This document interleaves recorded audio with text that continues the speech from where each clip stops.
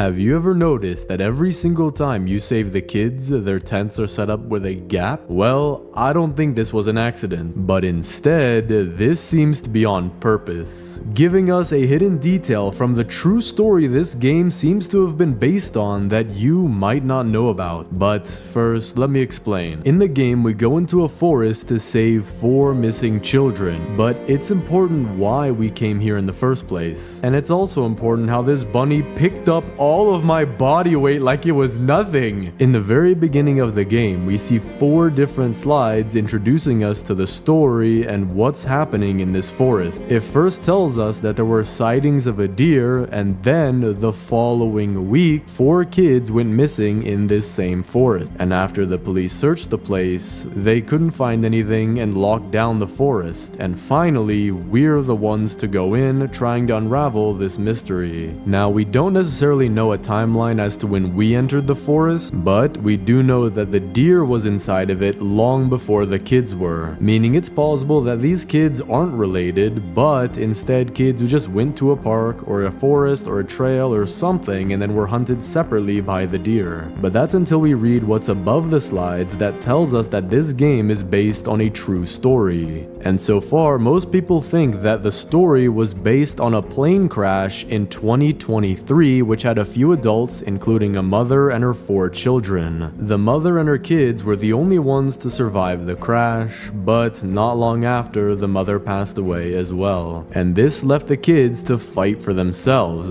But you might think that this means there's no possible chance that there'd be a 5th person, since the story only has 4 kids in it. But if you're a developer, you're not gonna put 3 tents right next to each other and then the 4th tent completely separate for no reason. Everything in games is made with a purpose, meaning there's likely a reason that this spot is empty. And since we know that the mother at least survived the crash for a little while, it's possible that the kids set up their tents in this way in order to honor their mother, who could have set her tent right there with them. But trust me, the story gets a lot crazier from here, because the deer seems to be a product, or rather experiment, made by the cultists, and this does connect in with the mother of the 4 kids as well. But the reason that I say this is 2 things. The first is that when you beat a stronghold, you find 2 items called cultist experiment and cultist prototype, showing that these cultists aren't just regular crazy people, but full-blown scientists or even engineers. But the second thing is when you go into what seems to be one of the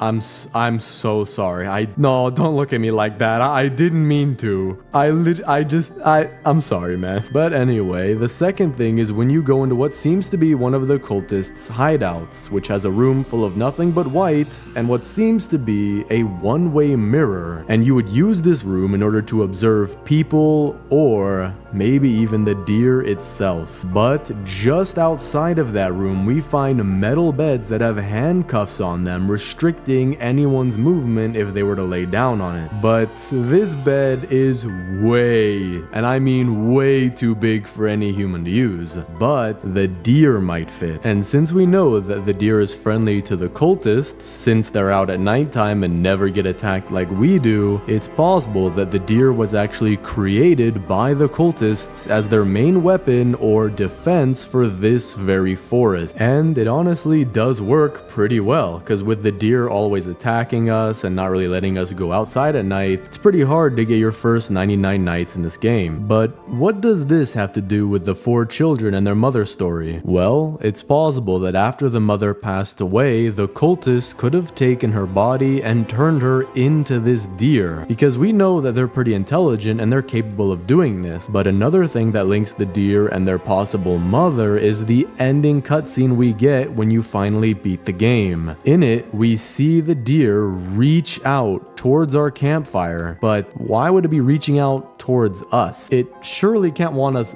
that bad, since it could go eat other animals, and maybe it was just trying to kill us because we were in its territory. It doesn't seem to want us in the same way that it wants whatever it's reaching for. So instead, I think that the deer was reaching out toward its 4 children, meaning that the mother wasn't 100% killed, but is now forced to live inside of this monstrous body, trying to keep her 4 kids safe, which also explains why they were being held with so much protection. The deer tries to kill us, but not the cultists and not the 4 kids who it kidnapped in the first place, meaning the children have some sort of meaning to the deer, just like how the cultists have a meaning to it, meaning it's likely that the deer is in fact the kid's mother, and this empty spot between their tents isn't just a mistake or random game design, but something the kids do to honor the loss of their mom. But let me know what you think down in the comments, and let me know your theory ideas if you want it to be made into a video. Thanks for watching, subscribe, and click on this video right here.